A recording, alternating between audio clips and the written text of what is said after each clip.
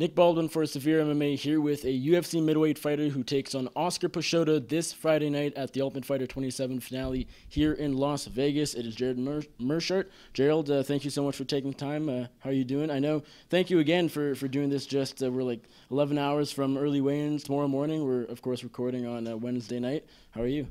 I feel great, man. I feel fresh. Basically on weight right now. The weight cut's been great, and I'm ready to go. Is that always the case? Are you generally a smaller middleweight, don't like to cut too much weight? Yeah, I mean, I'm smaller in the sense that I'm always pretty close to weight. Even when I'm walking around, not in a quote-unquote training camp, I always train pretty consistently, but I don't ever walk around at much more than 205, and that's even probably the max of what I get up to. Right, and so I guess you have no issue with playing video games with the good old James Lynch at 10:30 at night, day before weigh-ins? Oh, none at all. I welcome it. It's a great distraction. Yeah, I bet. Well, you have this fight against Oskar Piechota. I'm curious, did you even know who he was when they offered you him? No, I did not. And, I mean, I wouldn't be surprised if you didn't know who I was either. But, he's had 2 fights in the UFC. He's a European guy, so, I haven't even followed local MMA as much recently, but it's one of those things that I wouldn't have known about it unless I was really, really into MMA and like keeping tabs on everyone. But he's a tough kid. He's undefeated. He's got some pretty good wins. He had one of his UFC wins was a knockout, but I don't think he's gonna have enough to beat me. So you've done your research, you've watched the tape, even though you didn't know who he was when you got the contract, but now you sort of know what to look out for. Yeah, I did my due diligence. I don't know if I watch a lot of tape, but I went back. I watched his 2 UFC fights. I watched some other fights. His Cage Warriors fight, which was pretty quick. There's some clips out there of his other fights, and it doesn't look like there's much of a difference between Oskar back then and Oskar now. Maybe some small nuances, but he's basically the same fighter. So it all, kind of gave me a pretty clear picture of what to expect. Let's go back to December when you defeated Eric Spicely via TKO. It was a liver kick. It was really impressive, great performance. Coming off a loss, I believe, back in last summer, how satisfying was that win? Oh man, it was exactly what I needed. He had a win over Santos, who had just beaten me, so I felt like that really helped me bounce back. And it was another thing where, I have a lot more submissions than I do knockouts, and I love to show people, especially on the UFC stage, that I'm capable of putting someone down. So that's really, what everyone wants to see. I had 2 submissions already, and now I added a knockout to it, and I'm hoping to add another one tomorrow. You're the underdog. We were briefly talking about that off air. You're right around plus 195, I believe, is what 5 Dimes has it at right now. Does that surprise you? A little bit, just because usually I've been the favorite when I didn't think I was going to be the favorite. But, he's undefeated, so generally odds makers and stuff would tend to make him the favorite. And, if you're going off numbers, it's a normal thing. How much did you put into his undefeated record? I believe he's 11-0, but he only has 2 UFC fights. You have 4, but you have a lot of other experience outside the UFC. What do you make of his undefeated record, and how much of an advantage is your experience? I don't really put too much into the undefeated record. It's different for everybody. Some guys are undefeated, and it really makes them push that much harder because they don't want that loss on there. And I think sometimes you'll see guys slip into a position where they just don't think they can lose. Maybe they don't take the proper steps to win because they've never experienced that. Again, I don't know him, so I can't really say how it will affect him. But, the experience is definitely going to be in my favor. I have a lot more fights. But like I've been saying to a lot of people, I look at it as, as far as being in the UFC, he's 2-0, I'm 3-1. So, he's got 2 wins, and even though he got the 1 knockout, the guy kind of set himself up to get knocked out, and his other fight was against a guy coming up from welterweight, and he won by decision. And there was a lot of positions where I actually thought he could have finished the fight, and it seemed like he was satisfied with just doing enough to win. And I think that's going to play a big role because then, my conditioning is excellent. Obviously, my weight cut's not bad. I'm not afraid to go in there and get tired because I know me at 10% can match anybody else in the world at 50 or 60. And I know we're going to, if the fight drags on at all and he starts getting tired, I'm going to be a lot more comfortable being tired than he is. This is, of course, part of International Fight Week. You're on the Tough 27 finale this Friday. Of course, UFC 226 follows it on the Saturday.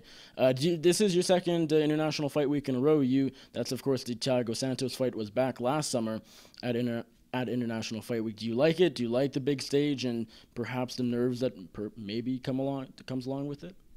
Yeah, I mean, it's fun to be a part of it. And, last time I was on the big card, so I think maybe I put a little bit more pressure on myself. I was in the T-Mobile Arena, and it was a very surreal experience being in that cage and, hearing Bruce Buffer call out everything. And, like, I was really in there like, man, I'm really in the UFC. Like, this is nuts.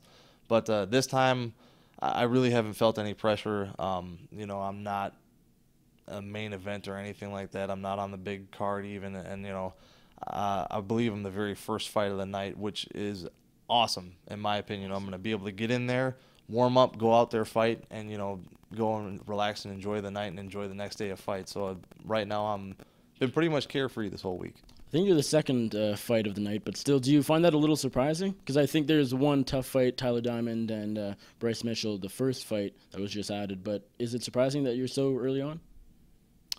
No, not really. I mean, I know, unless you're like a top 15, top 10 guy, they're probably not going to put you too far down on the card, and it really depends on who you're fighting. Last time I was here for International Fight Week, I was on the bigger card, but I was also fighting Santos. So it was more like, okay, we'll get him a fight, and then if I win that one, then maybe I'll get more of a push. And then this time it's one of those things where now I don't necessarily have a big name yet, but I'm an exciting fighter. All my fights have been finishes, and even my loss was exciting. So, I think I'm probably going to be on Fight Pass or something to bolster that a little bit. So, wherever they put me, I'm getting paid the same. Doesn't really matter. Where do you feel you're better than Oskar Piechota? I think I'm better than him everywhere. I don't think his wrestling is that good at all. I think he's persistent, which is, something to be proud of, but definitely his wrestling chops are not anywhere near as good as mine are. He's got pretty slick striking, but he's a little bit slow. He's got some power in that hook. And, I've seen guys rush him and he just lets it go, and he's got to hit hard because he just puts guys down with it. And he's got a nice little action on his right hand. But other than that, he doesn't mix it up too much. It's one big punch or two big punches. Doesn't mix in a whole lot of kicks, not a lot of crazy combinations. He looks tough on the ground, but I think I'm better. I had Eric Spicely on my back for, 3 or 4 minutes, and I was able to defend that in a body triangle. So I don't think he's going to show me anything I haven't seen before. You mentioned that you don't feel much pressure going to this fight despite being the underdog. How much do you think the fact that you're coming off a win now, whereas, you had going into the Spicely fight, you were on that one fight loss, does that take away a lot of the pressure?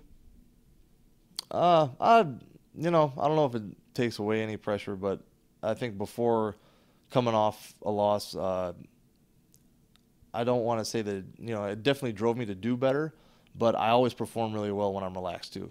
My first 2 UFC fights, both first-round finishes. I thought I looked really good in my debut.